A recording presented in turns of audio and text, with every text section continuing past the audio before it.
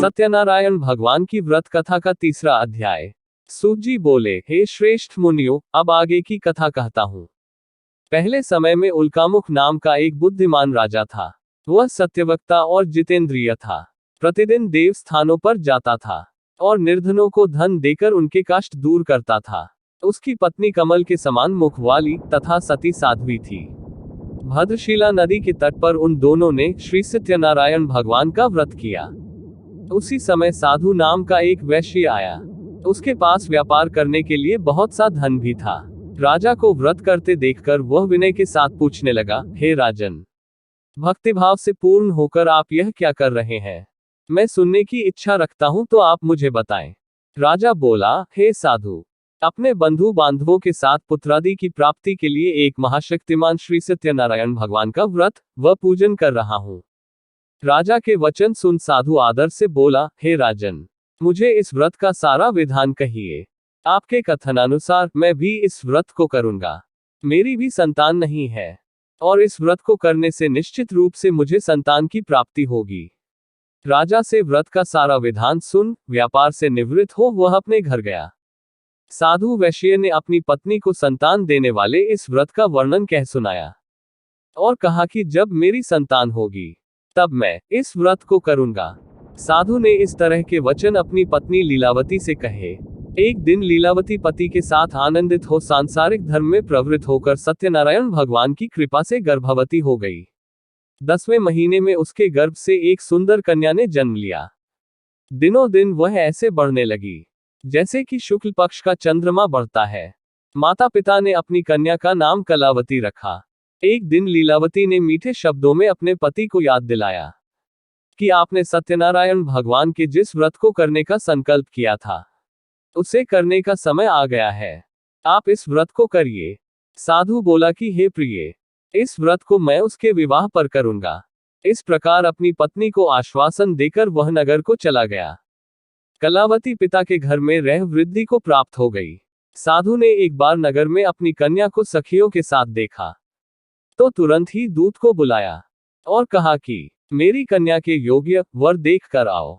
साधु की बात सुनकर दूत कंचन नगर में पहुंचा और वहां देखभाल कर लड़की के सुयोग्य वानिक पुत्र को ले आया।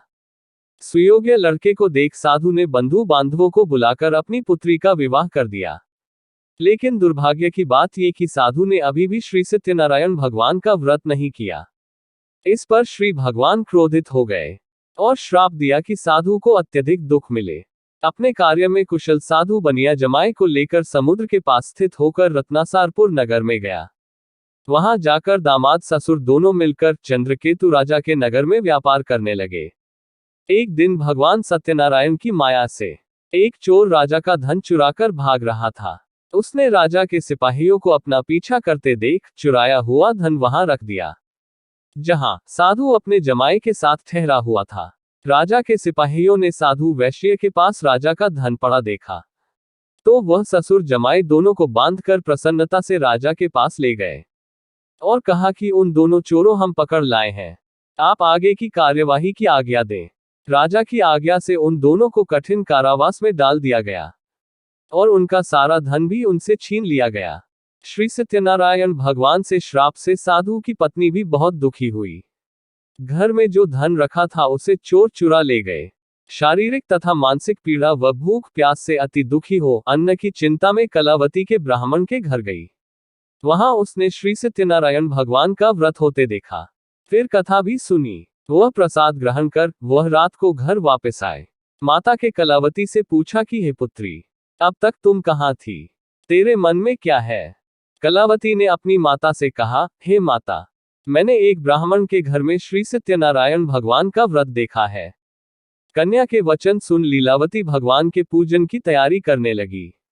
लीलावती ने परिवार व बंधुओं सहित सत्यनारायण भगवान का पूजन किया और उनसे वर मांगा कि मेरे पति तथा जमाई शीघ्र घर आ जाएं।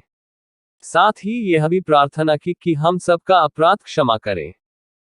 ओम नमो भगवते वासुदेवाय। ओम नमो भगवते वासुदेवाय। ओम नमो भगवते वासुदेवाय। नमो भगवते वासुदेवाय ॐ नमो भगवते वासुदेवाय वासुदेवाय वासुदेवाय ॐ नमो भगवते वासुदेवाय ॐ नमो भगवते